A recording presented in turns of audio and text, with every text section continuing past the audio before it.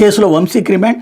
బెదిరించి భూమిని విక్రయించారని వైకాపా మాజీ ఎమ్మెల్యే వల్లభనేని వంశీపై ఉంగుటూరు మండలం ఆత్కూరు పోలీస్ స్టేషన్ నమోదైన కేసులో రిమాండ్ విధిస్తూ గన్నవరం అదనపు ఫస్ట్ క్లాస్ మ్యాజిస్ట్రేట్ కోర్టు మంగళవారం తీర్పిచ్చింది. గన్నవరం తెలుగుదేశం కార్యాలయంపై దాడి, సత్యవర్ధన్ కిడ్నాప్ కేసుల్లో అరెస్ట్ అయినటువంటి వంశీ విజయవాడ జిల్లా జైల్లో రిమాండ్ ఖైదీగా ఉన్నారు. తాజాగా వంశీకి ఇది 3వ రిమాండ్.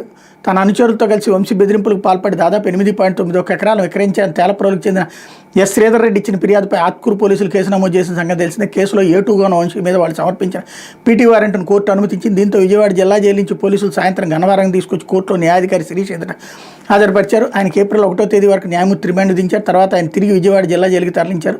కోర్టుకు తీసుకొచ్చిన కేసు వివరాలు మీకు తెలుసా అని న్యాయాధికారి తొలుత వంశీని ప్రశ్నించారు. తెలియదని కోర్టు వద్దకు తీసుకొచ్చాక కేసు పత్రాలు పోలీసులు ఇచ్చారని వంశీ బదిలిచ్చారు. నేపథ్యాన్ని వివరించాక ఇతర ఇబ్బందులు ఏమైనా ఉన్నాయని వంశీ న్యాయాధికారి అడిగారు.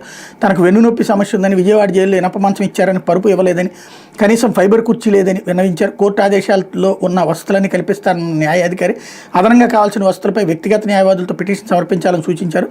గన్నవరం కోర్టు ఆవరణలో వంశీని ఆయన భార్య పంకజశ్రీతో పాటు వ్యక్తిగత న్యాయవాదులు కలిశారన్నటువంటి వార్తని హైలైట్ చేశారు. ఇకపోతే నాపై కేసును కొట్టేయండి అంటూ హైకోర్టులో కొడాలి నాని పిటిషన్ పోలీసులు మనోధైర్యాన్ని దెబ్బతీసేలా వారిని అవమానపరిచేలా వ్యాఖ్యానించారంటూ మచిలీపట్నం పోలీసులు గత ఏడాది జూన్లో తన మీద నమోదు చేసిన కేసును కొట్టాలని కోరుతూ మాజీ మంత్రి వైకాపా నేత కొడాలి నాని మంగళవారం హైకోర్టులో పిటిషన్ వేశారు.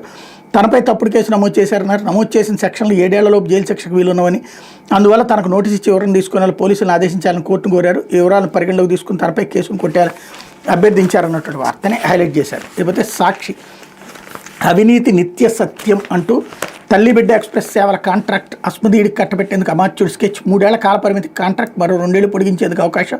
ముందే ఓ సంస్థను ఎంపిక చేసి పేరుకే టెండర్లు నిర్వహిస్తున్నవైన ఒక్క బిడ్ దాఖలైన ఆమోదించేలా రూపొందించిన నిబంధనల నిదర్శనం. ఓ సంస్థతో డీల్ కుదుర్చుకుని ఆసుపత్రులకు జనరిక్ మందుల సరఫరాలోని అవినీతి పర్వం. దోచుకో పంచుకో తినుకో లక్ష్యంగా కూటమి నేతలు రెచ్చిపోతున్నారు. అస్మదీలకు కాంట్రాక్టులను కట్టబెట్టడం, అందినగాడికి దోచుకోవడం పరిగా పెట్టుకున్నారు. ఈ క్రమంలో కీలక శాఖకి చెందినటువంటి అమాత్యుడి అవినీతిని నిత్య సత్యంగా మారిందన్న ఆరోపణలు వెలువెత్తుతున్నాయి. కోట్ల విలువ చేసే కాంట్రాక్టులపై కన్నేసిన ఆయన ముందే కొన్ని సంస్థలతో డీల్ కుదుర్చుకుని వాటికి పనులను కట్టబెట్టేలా పావులు కదుపుతున్నారు. ఇందులో భాగంగా గర్భిణులు బాలింతలను ఆసుపత్రులకు ఇంటి వద్దకు తరలించే కాంట్రాక్ట్ని అస్మదీడికి కట్టబెట్టడానికి స్కెచ్ చేసినట్టు తెలుస్తోంది. ప్రస్తుతం సేవలు అందిస్తున్న సంస్థ కాంట్రాక్ట్ గడువు ముగియడంతో APMNIDC కొత్తగా టెండర్లను ఆహ్వానించింది. మొత్తం 500 వాహనాలతో 3 ఏళ్ల కాల పరిమితితో టెండర్లు పిలిచారన్నట్టు వార్తని హైలైట్ చేశారు. చెరకు